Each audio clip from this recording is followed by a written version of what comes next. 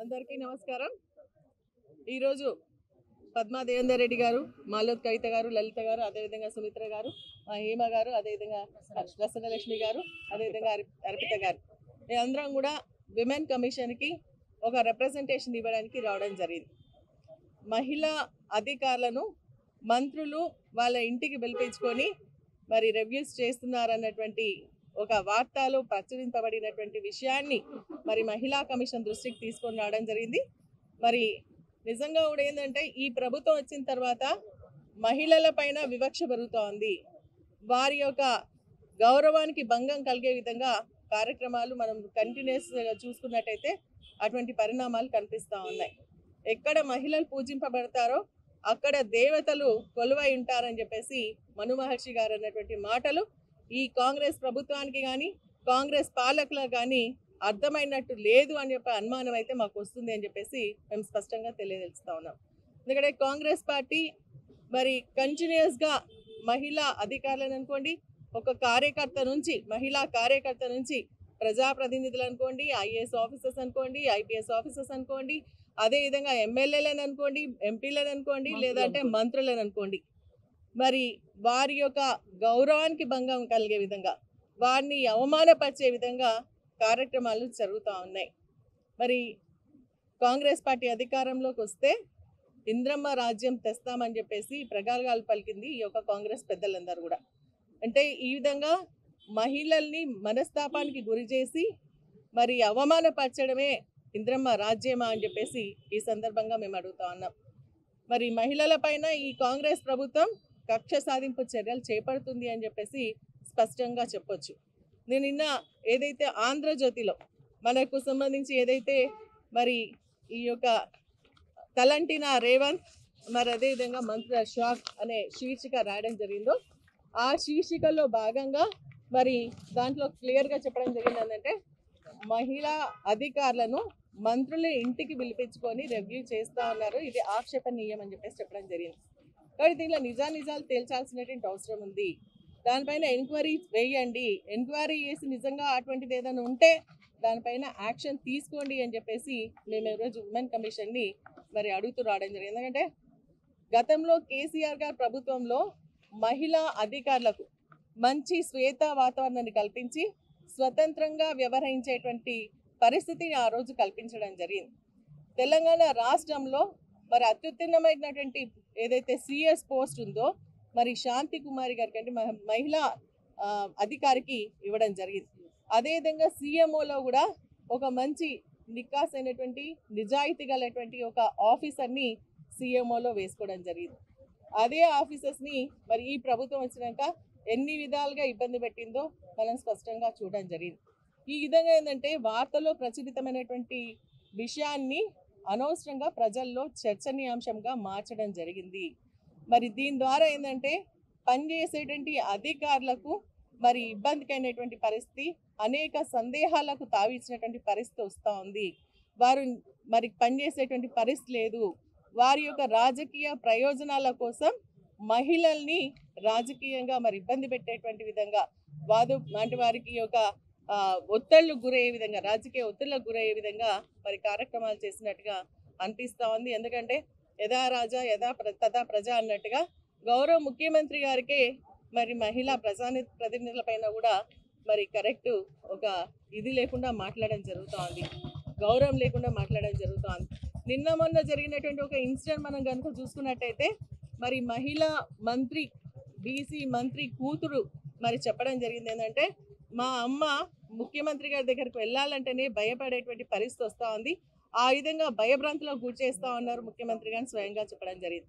ముఖ్యమంత్రి గారు మరి అదేవిధంగా అసెంబ్లీలో, ఎందుకంటే మన కొన్ని ఇన్సిడెంట్స్ ఏదైతే ప్రజల యొక్క అభిప్రాయాలను మరి ప్రచురితం చేసిన సోషల్ మీడియాలో ప్రచురితం చేసినటువంటి వారిపైన కూడా మరి బట్టలు మహిళా జర్నలిస్ట్లను కూడా చూడకుండా బట్టలు ఇప్పి కొడతామని చెప్పేసి మరి మాట్లాడినటువంటి సందర్భాన్ని కూడా నేను ఒకసారి గుర్తు చేస్తా ఉన్నాను. అదేవిధంగా తన్వి గారిని అదేవిధంగా రేవతి గారి పైన కూడా మరి కేసులు పెట్టి జైలుకి పంపించినటువంటి సందర్భాన్ని కూడా ఈ సందర్భంగా గుర్తు చేస్తా ఉన్నారు. మహిళా రైతులు మరి లైన్లో నిల్చొని యూరో కోసం నిల్చుంటే సినిమా టికెట్ల కోసం నిల్చున్నట్టుగా నిల్చున్నారని చెప్పేసి అక్కడ కూడా అవమానానికి గురి చేసినటువంటి పరిస్థితి. మరి అదే విధంగా కొత్తగూడానికి సంబంధించి మరి ఈళ్ళ వెండి అని చెప్పేసి గ్రామంలో గిరిజన మహిళను వివస్త్రం చేసుకుంటున్నటువంటి పరిస్థితిని కూడా మనం చూడడం జరిగింది. అదేవిధంగా నిన్న మొన్న జరిగినటువంటి ఇన్సిడెంట్ మరి ఢిల్లీలో ఏదైతే సిపిఆర్ఓగా పనిచేసినటువంటి హర్ష భార్గవి అని చెప్పేసి మరి ఒక మహిళా అధికారిని మరి కనీసం ముఖ్యమంత్రి గారిని కూడా కలవనీయకుండా నువ్వెవరో తెలియదు ఇక్కడ కొంచెం వెళ్ళిపో అంటే మరి ఏడుస్తూ మరి మాట్లాడినటువంటి వీడియోలు కూడా బయటకు వచ్చినటువంటి సందర్భం మనం గమనిస్తా ఉన్నాం. ఈ ప్రభుత్వం అధికారంలోకి వచ్చిన తర్వాత మహిళలకు ఇచ్చినటువంటి మాటలు ఒక్కటి కూడా నిలబెట్టుకోలేదు. మరి మహిళల్ని కోటీశ్వరులు చేస్తామని చెప్పేసి అంటున్నటువంటి ముఖ్యమంత్రి గారు మరి కనీసం కోటీశ్వరులు చేయకపోయినా పర్వాలేదు, కానీ వారి హక్కులకు భంగం కలిగే విధంగా మరి ప్రవర్తించొద్దు. మీరు కానీ మీ మంత్రులు కానీ మీ ప్రజాప్రతినిధులు కానీ మరి అధికారులపైన ఒత్తిడి తేవద్దు. అదేవిధంగా స్వేచ్ఛ వాతావరణంలో వారు పనిచేసుకునే విధంగా మరి అవకాశాన్ని కల్పించాలని చెప్పేసి మేము ఈ ప్రభుత్వాన్ని డిమాండ్ చేస్తా ఉన్నాం. నిన్న మొన్న వర్షిణి అనే గురుకులాల్లో మనం చూస్తా ఉన్నాం, ఎన్ని సంఘటనలు జరుగుతూ ఉన్నాయి. నిన్న మొన్న ఒక కరీంనగర్లో ఒక అమ్మాయి సూసైడ్ చేసుకొని చనిపోయింది. అక్కడ ప్రిన్సిపల్ యొక్క ఒత్తిడి అని చెప్పేసి చెప్తా ఉన్నారు.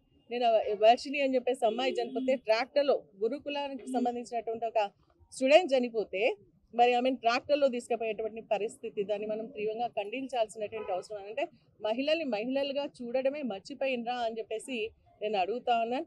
మహిళా ప్రతినిధుల కింద పనిచేసినటువంటి మీరు మరి ఈరోజు రాష్ట్రంలో ఉన్నటువంటి మహిళల్ని మీరు మహిళలుగా ఎందుకు గుర్తించలేరు? వారికి మరి ఏ విధంగా గౌరవించాలో గౌరవించలేకపోతా ఉన్నారని చెప్పేసి మేము బాధపడతా ఉన్నాం. కాబట్టి వారికి ఇస్తామన్న మహిళలకు ఇస్తామన్న ఆడపిల్లలకు ముఖ్యంగా మహాలక్ష్మి పథకం కింద 2500 ఇస్తామన్నారు, గ్యాస్ సబ్సిడీ ఇస్తామన్నారు. మరి అదేవిధంగా మహిళా విద్యార్థులకు స్కూటీలు ఇస్తామన్నారు. అదేవిధంగా కేసీఆర్ కిట్ అంటే మానవాళ్ళు లేకుండా వేస్తామన్నారు. అది మదర్ అండ్ చైల్డ్ కిట్ అన్నారు. మదర్ అండ్ చైల్డ్ కిట్ బంద్ చేసింది. 13,000 మహిళలు పుడితే ఆడపిల్లలు పుడితే ఇచ్చేటువంటి పథకాన్ని మానేసేయడం జరిగింది. అదేవిధంగా ఈ విధంగా చూసుకున్నట్టయితే మరి కళ్యాణ లక్ష్మికి సంబంధించి షాద్పూపాలకు సంబంధించి మరి 1 తులం బంగారం ఇస్తామన్నారు, అది కూడా ఇవ్వలేదు.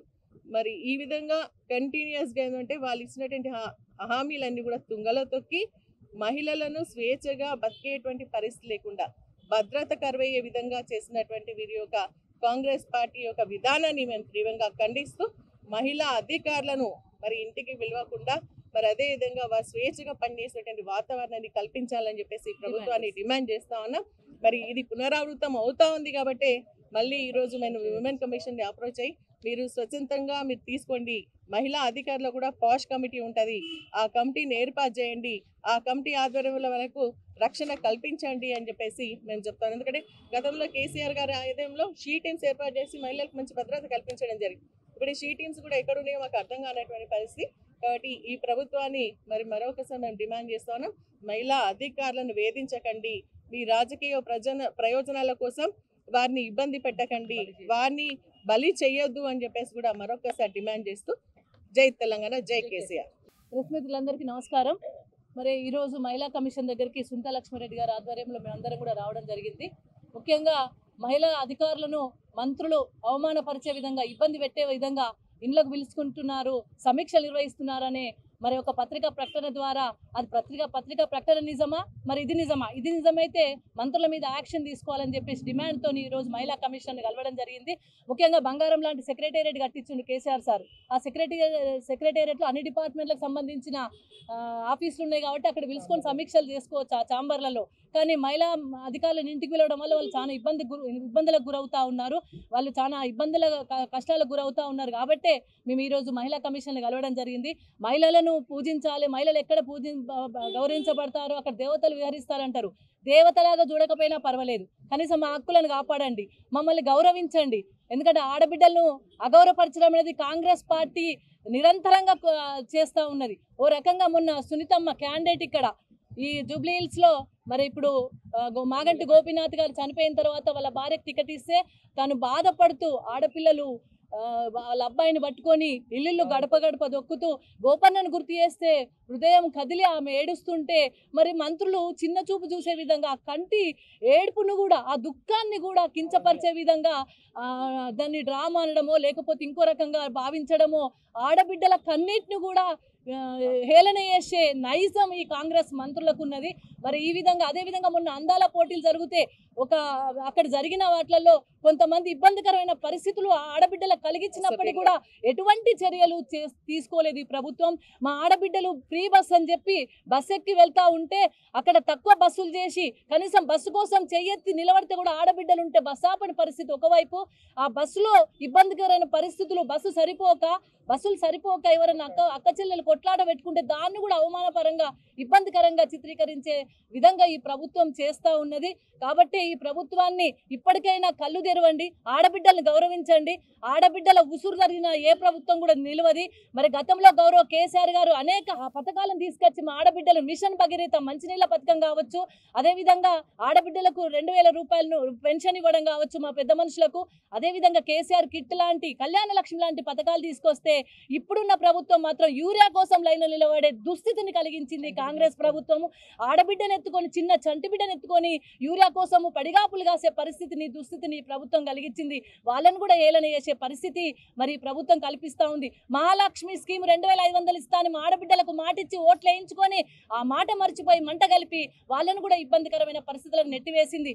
అంతేకాకుండా స్కూటీలు ఇస్తామని అనేక రకాల మాయమాటలు చెప్పి మొత్తం ఓట్లు వేయించుకున్న తర్వాత ఆ హామీలన్నీ మర్చిపోయి 6 గ్యారెంటీలను మర్చిపోయి ఆడబిడ్డలను ఇబ్బంది పెట్టే విధంగా ఆడబిడ్డలు అవమానపరిచే విధంగానే ఈ ప్రభుత్వం చేస్తుంది. కాబట్టి దాన్ని ఈ మహిళా కమిషన్కు అధికారులను ఇంటికి పిలిపించుకోవడం కావచ్చు, ఆడబిడ్డలను అవమానపరచడం కావచ్చు సరైన చర్య కాదు. కాబట్టి అది ఆక్షేపణీయం. కాబట్టి మహిళా కమిషన్ వెంటనే చర్యలు చేపట్టాలి అని చెప్పేసి మహిళా కమిషన్ దగ్గర సుమోటోగా, ఒకవేళ అదే నిజమైతే సుమోటోగా చర్యలు చేపట్టాలని చెప్పేసి కూడా నేను మహిళా కమిషన్ కలిసి విన్నవించుకోవడం జరిగింది.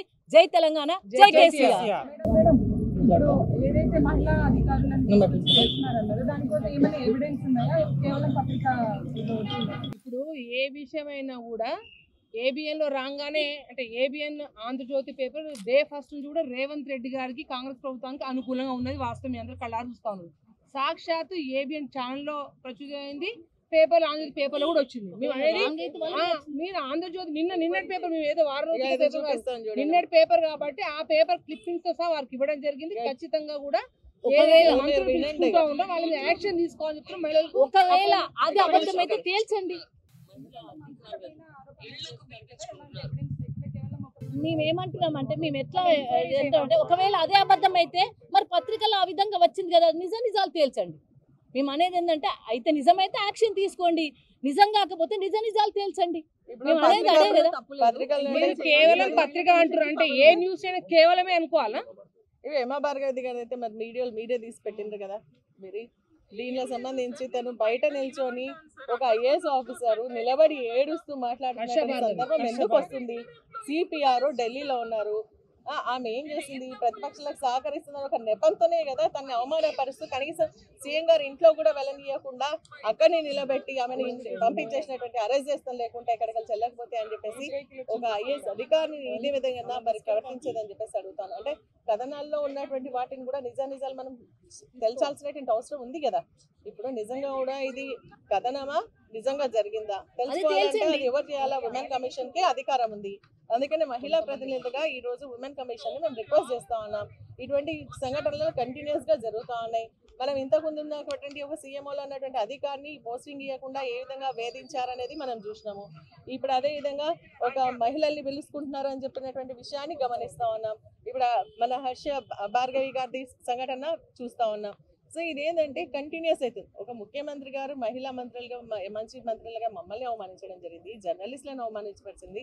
మరి అదే విధంగా మనకు ఇప్పుడు పద్మ గారు చెప్పినట్టుగా ఏదైతే మన మిస్ సంబంధించినటువంటి విషయం ఉందో దానిపైన బాగా ప్రచారం చేసిన మనతో మాట్లాడితే ఎంక్వైరీ చేసినాం. నిజంగా ఈ ప్రభుత్వం ఎంక్వైరీ రిపోర్ట్ ఏది, యాక్షన్ ఏది, ఎందుకు బయటపడట్లేదు?